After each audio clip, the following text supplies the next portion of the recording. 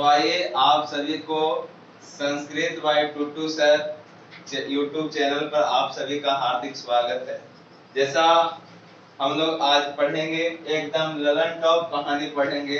तृतीय पाठ है अलस कथा। अलस मतलब होता है आलसी, कथा का मतलब होता है कहानी।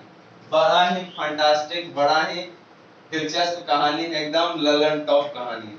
कहते हैं अयम पाठ विद्यापति कृतस्य कथा ग्रंथस्य।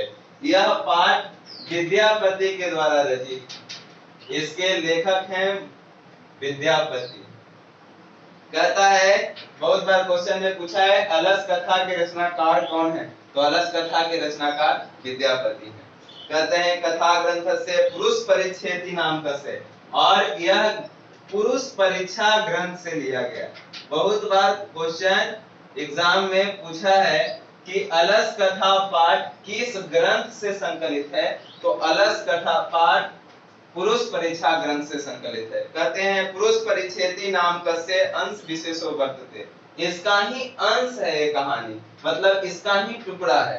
कहते हैं पुरुष परीक्षा सरल संस्कृत भाषायाम कथा रूपेण। पुरुष परीक्षा ग्रंथ में सरल संस्कृत में कहानियों का संकलन है। विभिन्न मानवानाम गुणानाम महत्यम वर्णयति। उसमें मानव के विभिन्न गुणों का वर्णन है। दोषानाम च निराकरणाय। मानव के गुणों का और मानव के दोषों को दूर करने के लिए, दोषों को निराकरण करने के लिए, मानव के दोषों को निराकरण की शिक्षा देती है। विद्यापति लोकप्रिय मैथिल कवि आसित। विद्यापति जो थे लोकप्रिय मैथिली कवि। एग्जाम में पूछेगा कि विद्यापति कौन थे, तो विद्यापति लोकप्रिय मैथिली कवि थे। मैथिली जैसे आपका हिंदी में कई ब्रांच होते हैं, मगही, मैथिली, भोजपुरी। मैथिली में छई छुई लगल, एकदम छौंकर भाषा है जो मैथिली। कहते हैं मैथिली लोकप्रिय कवि थे। अपि च बहुनाम संस्कृत ग्रंथानाम निर्माता अपि विद्यापति इति तस्य विशिष्टता। और विद्यापति के कहानियों में बहुत बड़ी विशिष्टता है। कहते हैं अस्ति प्रस्तुत पाठे आलस्य नाम कस्य दोषस्य निरूपणे। इस पाठ में आलस के दोषों का निरूपण किया गया है। कहते हैं व्यंग आत्मिका कथा प्रस्तुतता विधते, और उसके बारे में ही व्यंग किया गया है, चर्चा किया गया है। नीतिकार आलस्यम रिपु रूपम मन्यते।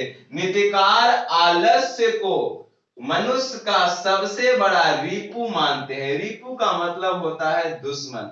मनुष्य का सबसे बड़ा दुश्मन, मनुष्य का सबसे बड़ा दुश्मन कोई है, दरिद्रता का कोई मूल जड़ है तो आलस है, जिसको इंग्लिश में लेजीनेस कहते हैं। तो यही रिपु, रिपु मतलब दुश्मन। आप लोग तोता को रिपु कटोरे कटोरे सिखाते हैं, नहीं, गलत सिखाते हैं। आप रूपु सिखाइए। रूपु का मतलब होता है मालिक और रिपु का मतलब होता है दुश्मन। रिपु कटोरे कटोरे नहीं, रूपु कटोरे कटोरे होता है। रिपु का मतलब दुश्मन होता है और रूपु मतलब मालिक होता है।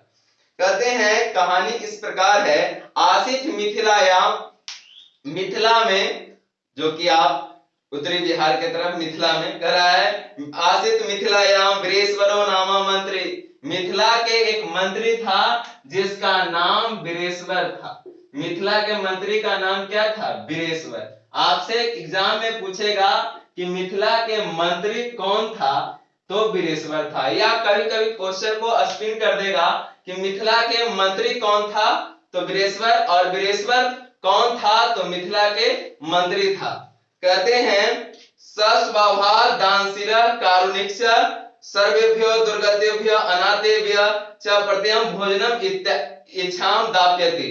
कहते हैं कि मिथिला के मंत्री वीरेश्वर था और वह बहुत दानशील था, कारुणिक और दानशील था। वह प्रतिदिन आलसियों को, अनाथों को, अपने राज्य में जो भी उसके अनाथ थे उसके राज्य में, उस राज्य में के सभी अनाथों के लिए एक हॉल बनवाया था और उस हॉल का नाम अलसशाला था। इस हॉल का नाम अलसशाला था।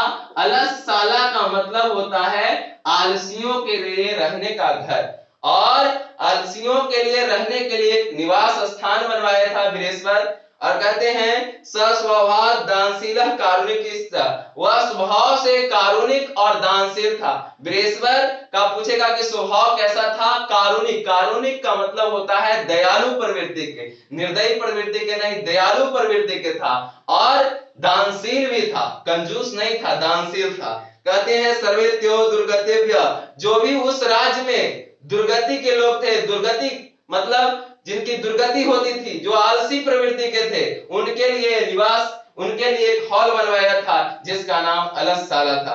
कहते हैं दुर्गतेभ्य नातेभ्य प्रत्यम भोजनम इच्छाम व्याप्यति अस्मा, और वह प्रतिदिन आलसियों के रहने के लिए भोजन की व्यवस्था किए हुए था। तत्मध्य अलस्यभ्य वस्त्र अप्यति दाप्यति, और उसके लिए साथ साथ में भोजन और वस्त्र की भी सुविधाएं थी। कहते हैं यथा निर्गति नाम सर्वेशम अलसा प्रथम मत, निर्गतियों में, दुर्गतियों में अगर सबसे बड़ा स्थान किसी का है तो आलसियों का है, आलसियों का है।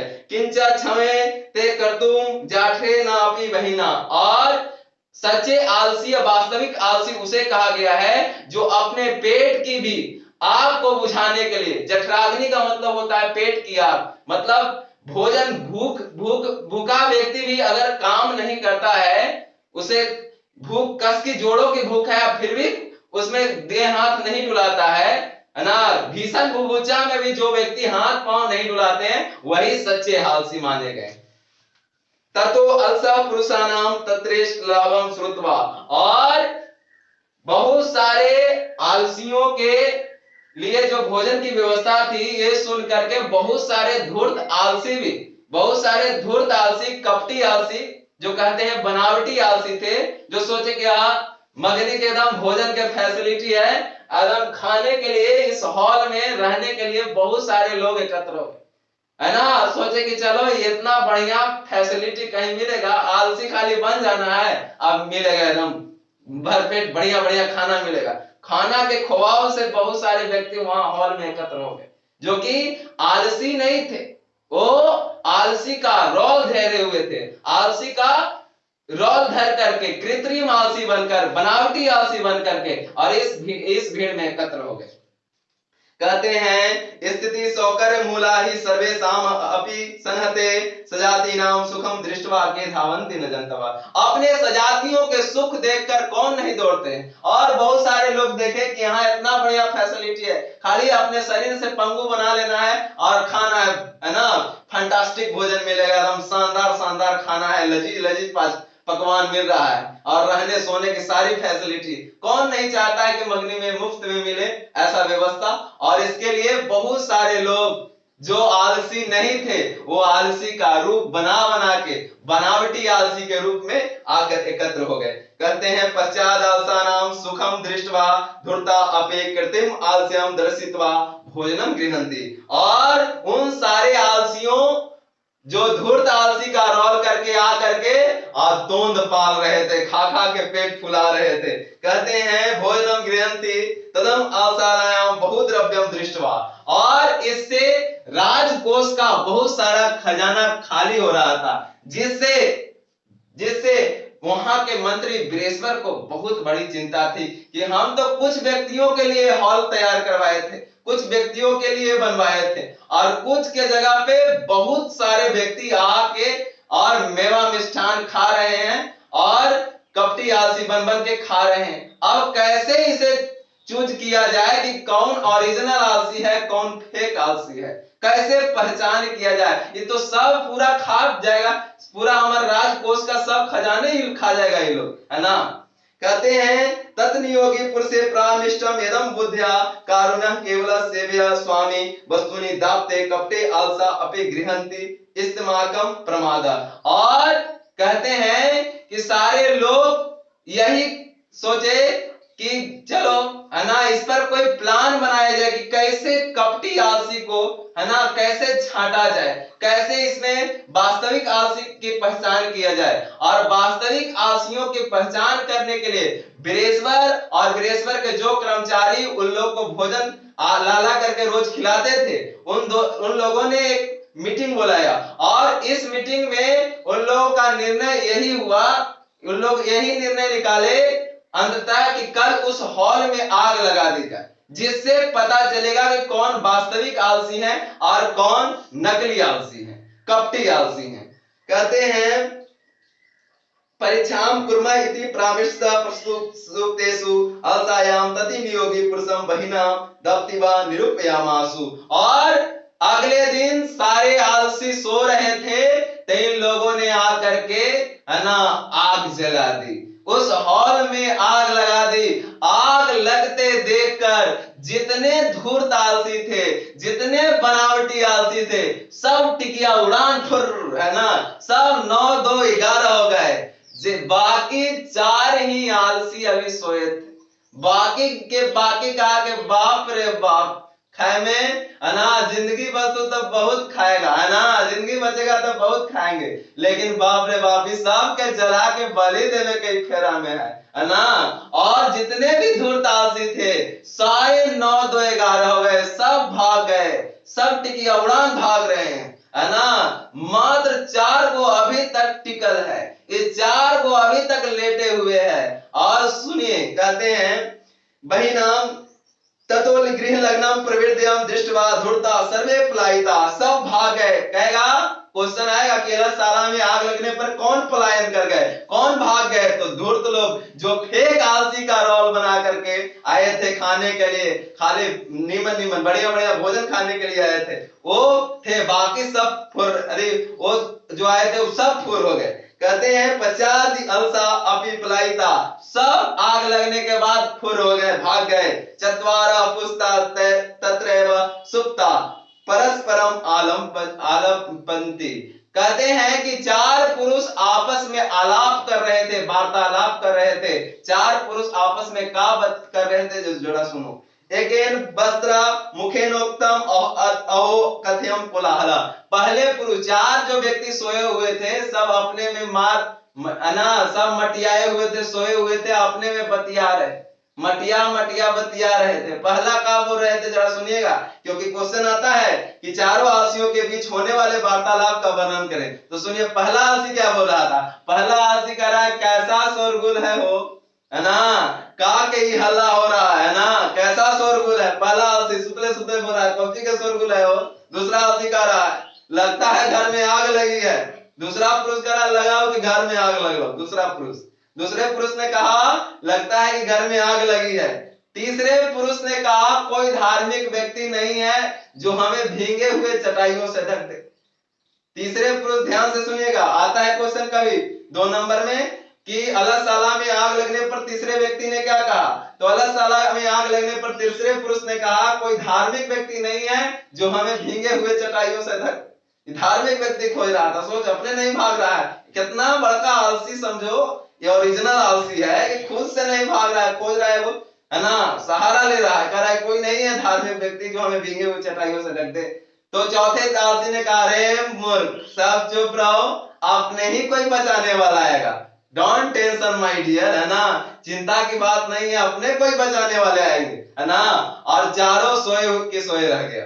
कहते हैं तृतीयोक्तम कोऽपि न धार्मिक नास्ति यद्दान्यम जलाद्रे बसोवि कष्ट कटे वस्त्रमानः प्राविनोति चथन्योक्तम अयम बचाल। बचाल मतलब बोलने वाले। कति वक्तुम शक्नुतु, क्या बकर कर रहे हो, चुपचाप रहो। चौथे आलसी कह रहा है तो स्तिम कन्न चिष्टा, चुपचाप रहो, अपने कोई बचाने वाला आएगा।